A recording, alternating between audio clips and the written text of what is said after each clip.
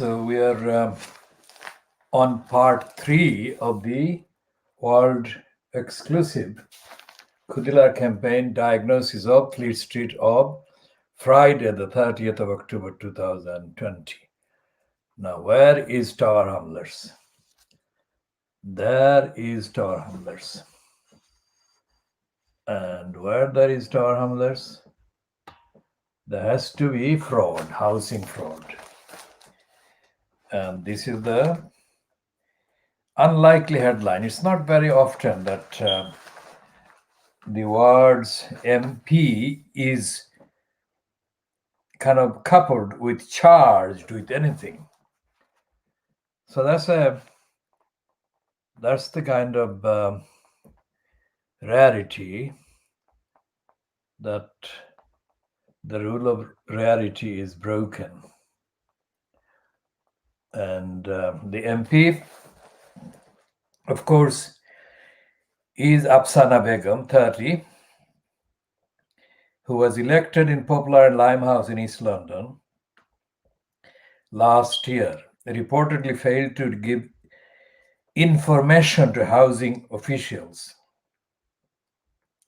while waiting for a council flat. She faces 3 charges of dishonestly failing to disclose information in order to make gains for herself or another, or expose another to a loss, with the offenses dating between 2013 and 2016. She insists the allegations are malicious and false. The MP is due to appear in court on December 10th. If convicted, that she could face a jail sentence. Now, this is, of course, the briefer version of the fuller kind of text and copy. What is happening here is that the term, she failed to give information. That let's deal with that one. What is information? Information reminds of the film starring Patrick McGoohan, and it's The Prisoner.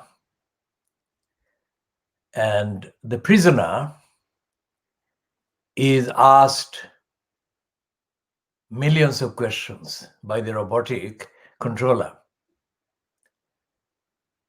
And the prisoner, Patrick McGoohan, the actor, has the consistent response and assertion, I'm not a number. And what is happening in this short piece, this is, if you like, at the bottom of a sea of hatred against Corbyn. And this is the reason why they placed it, that piece, as part of the coverage on Corbyn. Now, I shall be discussing this one, Stupid Pollard. Now, Stupid Pollard and I don't know each other as such, but Stupid Pollard was the racist, anti-Muslim moron who wrote a number of anti-Muslim inspired pieces, including on the Times, about, let's say, about 12 years ago. And the reason why Stupid Pollard wrote that, or those, was a completely misleading release by somebody who has not been identified so far, but somebody who is a DNA anti-Muslim. That is somebody who is being brainwashed into and raised into hating anything Muslim. It doesn't matter whether the Muslim concerned in the targeting have done anything wrong or not. So Stupid Pollard wrote the piece and he condemned Tower Hamlets Council's then employee, John S. Williams, who had circulated a memo to the effect that during the month of Ramadan, it would be advisable for people to respect those Muslims who were fasting on the premises of the council building. And he advised or suggested words to the effect that the persons who are not fasting should not be, in effect, brazenly eating in front of those who were fasting. It was not a Muslim decision. It was a circular circulated by a non-Muslim employee called John S. Williams. Now, John S. Williams much later featured as the second defendant in the action brought by the petitioners against Luther Rahman. But for some reason, John S. Williams was excused. And the focus, therefore, was solely on Luther Rahman. Of course, he was, in effect, treated as being aided and abetted by Alibor Chaudhry, who was not named in the petition, but who the election commissioner, Richard Morey, treated as if he had been named. So we are going back to the question of Stupid Pollard writing a series of vituperative pieces against Muslims in Tower Hamlets, but not naming any Muslim. Instead, he chose to name John S. Williams. It's a very familiar tactic used by racists. For example, Ted Jury, in one of his notorious racist anti-Muslim hateful pieces on his so-called blog, named Isabella Freeman as the only white person that remained in the administration of Luther Rahman, as if Luther Rahman, because of his race or ethnicity, was the problem. It wasn't Luther Rahman's character or his behavior. It was his race or ethnicity that Ted, the racist jury, kind of named.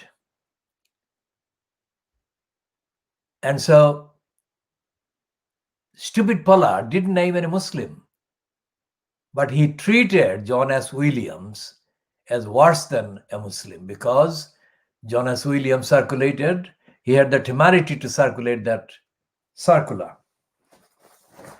Now, let's see if we can find that circular.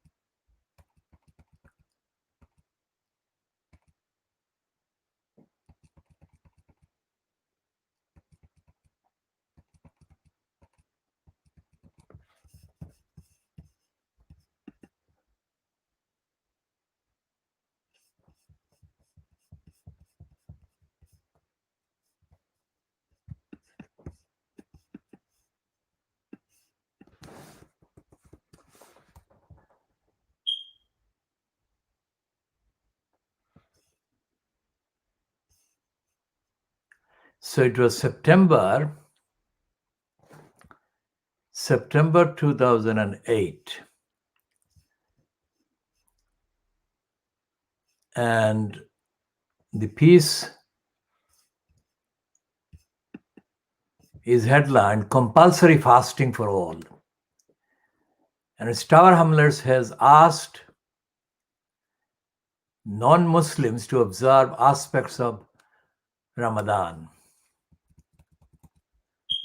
Now, this is the only bit that, because it's a paywall, we cannot see all of it, but we can see the two paragraphs at the beginning of the Times on the website. And it says the Tar Hamlers has asked non-Muslims to observe aspects of Ramadan. And it's written by Stephen Pollard, Monday, September the 1st, 2008. And it starts later this month. It's Rosh Hashanah or Rosh Hashanah, the Jewish New Year. It's one of the holiest days of the Jewish calendar. So I'd be obliged, please, if you would all stay at home, turn off the television and refrain from your usual activities. The next sentence is 10 days after that, it's Yom Kippur, the Day of Atonement, when Jews fast and spend the day in synagogue. So I've also asked my Times colleagues not to work then, and I will be mightily offended if I learn afterwards that any of them have been eating. You might not think I'm being serious, but if I was head of democratic services at Tower Hamlets Council in East London, I would be. Last week, John Williams emailed each of the boroughs 51. He goes on to say councillors, but that is not possible to read because the paywall has crept in. Now, what stupid Pollard says there in the first paragraph is absolute rubbish. Nothing in that memo that John S. Williams circulated asked anyone to stay at home or anything like what he's saying there. So the stupid Pollard is a criminal, faker, racist, anti-Muslim hateful faker. That was 2008, 12 years ago. And here again, he is on the Daily Mail. And the stupid Pollard on the Daily Mail has got another kind of Muslim, if you like, a Muslim. Well, the bottom piece in the red is there with Afsana Begum, but before that, this piece that the stupid Pollard has written in the anti-Muslim Daily Mail is about a kind of double kind of condemnation of Labour Party leaders.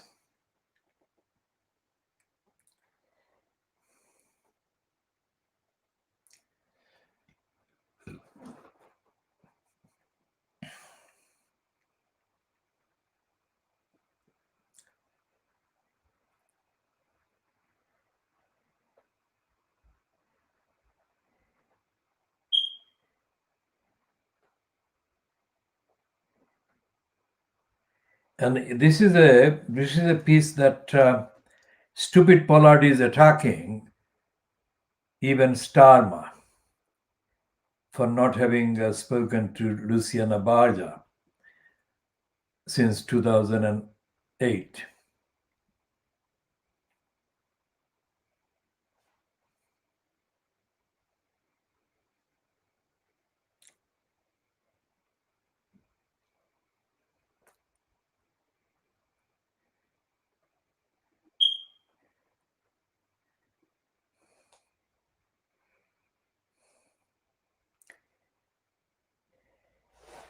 And it's an attack by stupid Pollard on Keir Starmer. Now, as his piece on the Times, the first paragraph on the Times on Monday, the 1st of September 2008, sums up, stupid Pollard is a habitual fantasist and fabricator and a liar. And there is no sign that the likes of stupid Pollard are ever going to be treated as the racists that they are, as the hate spreaders that they are. And this piece is given such platform for attacking Starmer. The same Starmer who has justified suspending Jeremy Corbyn. So what the likes of stupid Pollard would want would be for Starmer and the Labour Party to deport Jeremy Corbyn, preferably to a place not far from Palestine. Because such is the depth of their hatred against the Palestinians and the Muslims that these racists, anti-Muslims, don't think anything less than, anything short of deportation of the British-born white people who even dare to theoretically sympathize with the idea enshrined in the Human Rights Charter of the United Nations. The Charter recognizing the likes of people like the Palestinians. So we shall be going back to the pages and pages of the Daily Mail today given to attacking Corbyn and anyone who remotely appears to suggest that Corbyn has any right to any thought. So we go back to Afsana Begum and her charge, and the charges, 3 charges summarized, start with the main thing that she failed to give key information to housing officials while waiting for a council flat. Now, let's focus on the word information. As the prisoner, as the main prisoner, Patrick McGowan, showed, it was torture. It was torture of the extreme kind on him, on all his senses. So it wasn't waterboarding or anything similar to waterboarding, but it was worse because the information that they asked the prisoner to provide simply did not exist. And it is precisely because they knew that the information did not exist that they insisted on demanding that he provide them information. This is the role that Steve Hill, the racist liar criminal who has been allowed to torture people in Tower Hamlets Council, has been foisting on people, knowing full well that they had nothing to give him because what he was asking them to provide did not exist. So, if you think about Ian Duncan Smith, Ian Duncan Smith is one of the recent leaders of the Conservative Party, recent in the sense of last 30 years, who did not win an election. But he is very much the flag carrier of the worst kind of Tories. He is representing effectively the main chunk of the racist Norman Tebbit, in Chingford, in Essex and northeast London. So when Ian Duncan Smith drafted that bureaucratic agenda to force the poorest to commit suicide, the process of forcing these people to commit suicide was something similar to what Steve Hill in Tower Hamlets Council has been employing for a very long time against people on benefits and against people on housing benefits or housing kind of waiting list, because he has access to the DWP and the information that the DWP had about people, claimants who receive money because of the low income or their health. Anyone who doesn't know about how the Department for Want, Deprivation, Want and Poverty Creation, DWP, caused the massacres of thousands of people in poverty can look up.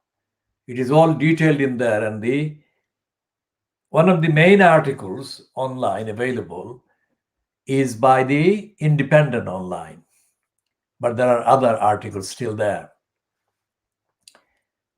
And the method of torture that Tower Hamlets Council has allowed Steve Hill to apply against people who are on housing benefit is similar to the tortures that torturers in all kinds of regimes have employed, and as kind of evident in the series of torturous questions containing the same demand put as depicted in the film The Prisoner. And the prisoner, Patrick McGoohan, acted by Patrick McGoohan, had no shred of information that he had not given them. He had given everything that he had. Similarly, every claimant to the housing benefit in Tower Hamlets has been asked to give the council's benefits torturers the maximum information.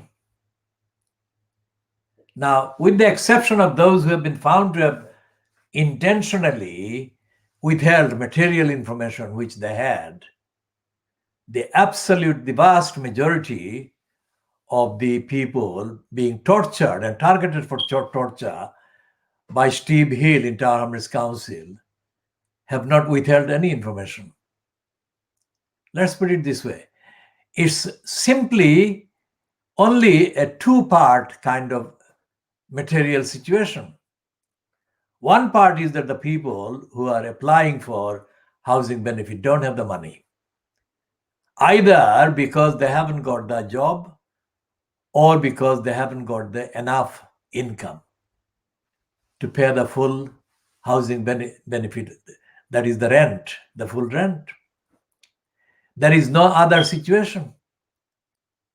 Because if there were other situations, whereas the person applying was withholding information about income that they had, the council would have found out about that.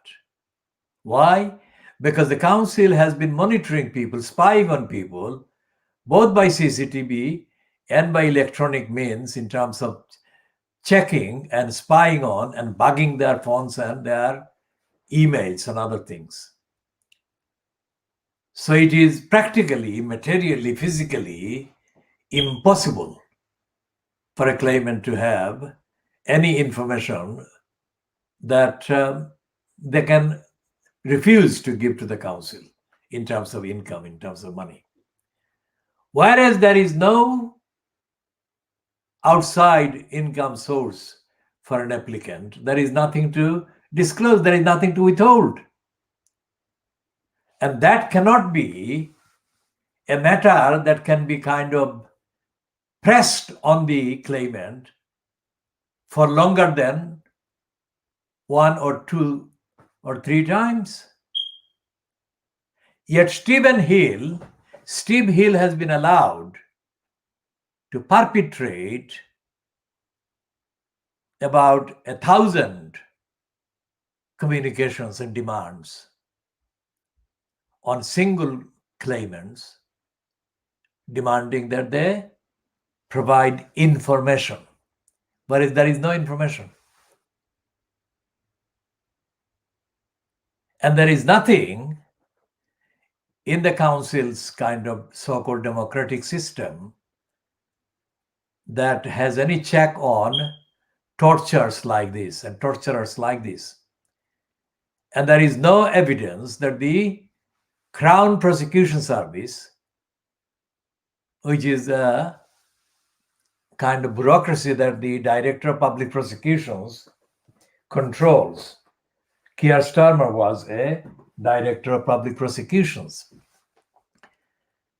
And we shall come to updating that about Starmer in a little while. Essentially, there is no information. As I said, either the person has the income, or their income, if they're working, is too low to meet the amount that the rent kind of needs or demands. Either way, the agenda that is pursued by Steve Hill is one of torture up to the end. That is to say, to kind of drive the person to total despair. Now, no study either done in a clinical medical situation or a social observational study concerning what is conventionally defined as work and wages, etc., has found any, if you like, productive purpose in torture, in torturing a person in poverty. The only way is to destroy that person. And I'm saying here on this program that as part of the campaign, by the Khudilar campaign, we are going to investigate the extent of torture that Stephen Hill has been allowed to perpetrate with his team of torturers, and the extent of similar tortures being carried out by other council employees in the similar positions, which is where the word legacy that is used, legacy of hate, used about Corbyn by the Daily Mail today, Friday the 30th of October 2020, becomes relevant. For a start, Corbyn has not done anything that has been established in terms of identifiable fact that has linked him with anyone doing any hateful things against a person who is Jewish. So he has no legacy of hate to leave behind.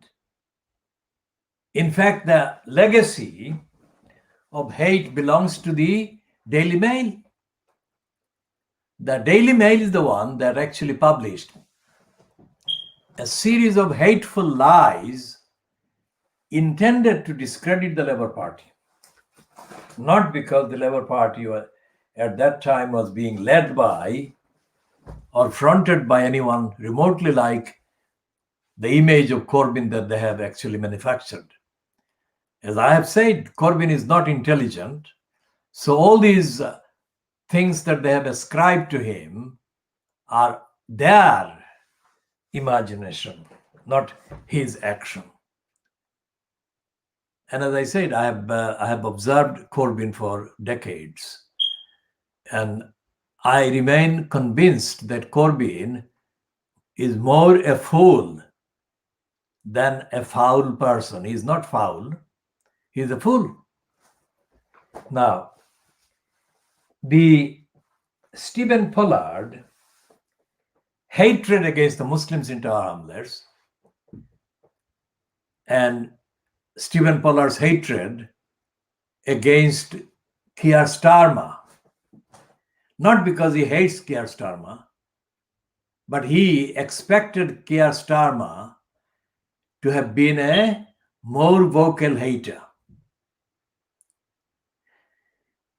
Now, these are elements and factors and characteristics of torturers. These are not characteristics of people who believe in universal human rights or human entitlements. Stephen Pollard is driven by blind racist hatred. Now, if anyone points that out, based on the evidence of Stephen Pollard's writings, dating back to his piece in the Times, dated the 1st of September 2008, and his piece against Keir Starmer in the Daily Mail of today, Friday, the 30th of October 2020. Anyone who points this out would not be committing anything other than making an observation. But if the campaigners against Corbyn, on the ground that Corbyn was anti-Semitic, are to be believed, and if their kind of formula is to be accepted, then everyone who is not a Jewish person or not a Semite person, that is a bit contentious because many of the Arabs are Semitic as well. So we shall not start a discussion about Semitic, the meaning of Semitic, for the simple reason that it would be futile. We understand exactly what Semitic is being referred to, but Semitic is being used to refer to here in this context. So we shall not discuss the linguistic fineries of the word Semitic. But Stephen Pollard is a racist, fantasist, liar, and hate preacher, as is the Daily Mail, as is every single outlet in Fleet Street that has something to the effect there is a damning behavior by the Labour Party, no matter what they said. And the effect of this propaganda, against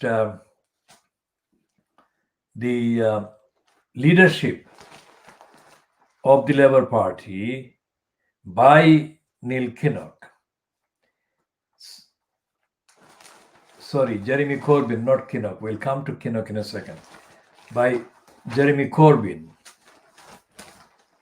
The effect of it is that even people who support Corbyn, even now, even after he became the target of attacks today and yesterday, many of them are now contemplating deserting him or deserting the stance that they took by following his position, whatever that was. Now, they're celebrating, the Daily Mail is celebrating Neil Kinnock and his 1985 attack on the opponents of the Conservatives. Because in 1985, the people under attack from the Thatcher regime were the miners and general Democrats in the country. And the Liverpool, Merseyside, the Liverpool councillors staged a stunt of issuing redundancies to council employees in order to bring home the fact of the effect of Thatcher's cuts policy. This was totally intentionally misunderstood by the Fleet Street papers, who adopted Neil Kinnock for that purpose, for that moment, as one of their own. And he delivered according to their expectation and their agenda. He delivered a scathing attack on the Liverpool councillors. Where is Kinnock now? Kinnock is only revived in the Daily Mail today to use him and to be used as a butt of attacking another Labour Party grouping.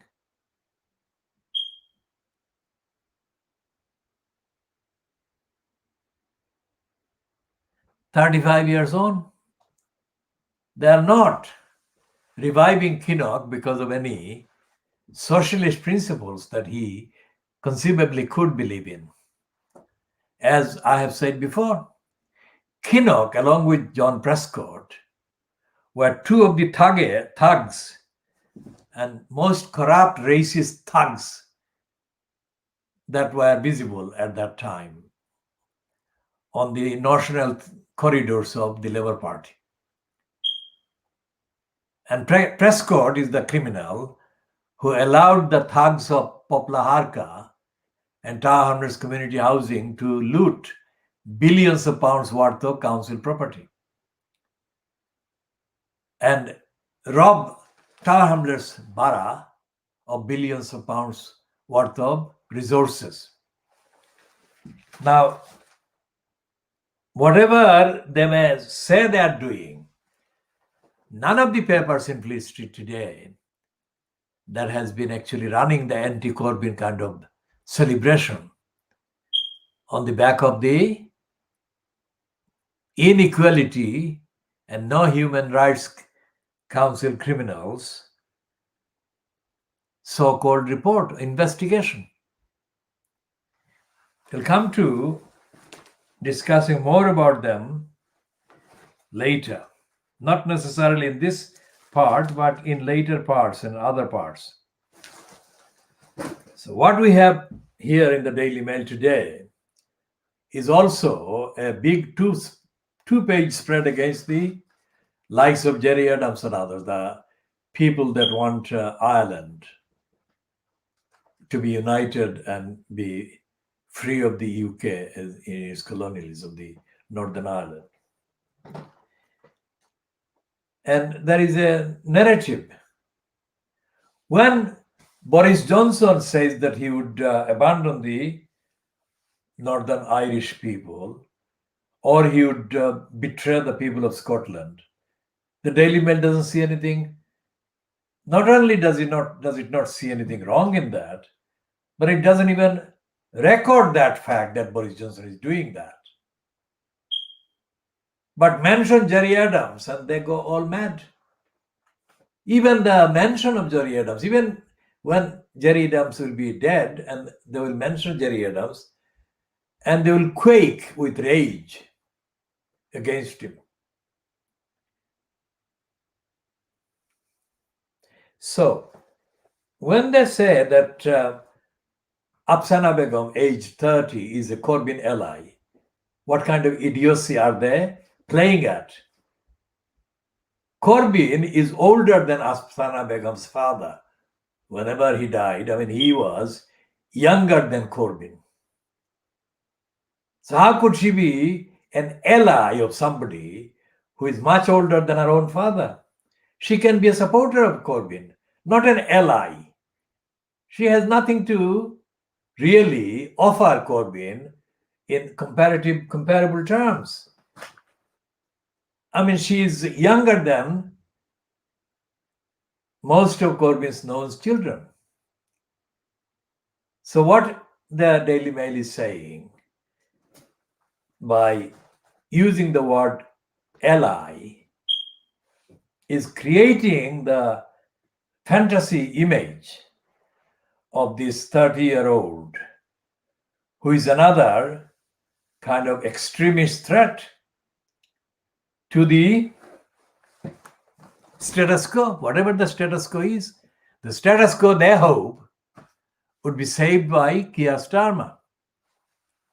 But as the stupid Pollard attack on Keir Starmer shows, and as the Daily Mail serial attack on Ralph Miliband showed, the Daily Mail is not going to be ever content with any agenda by any Labour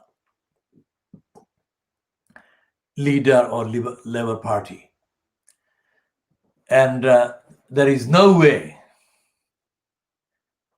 that they are going to hold to account ordinary criminals making criminal kind of decisions to keep people in poverty, deny people their basic rights, and to force the people in the extreme poverty categories to committing suicide, which is what Ian Duncan Smith did, which is what Steve Hill has been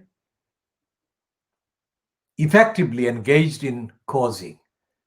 Now, the answer to the question of whether he has caused identifiable numbers of people who committed suicide under pressure from Stephen Hill, this is an answer that we shall be looking for in the course of the investigation that we have announced earlier.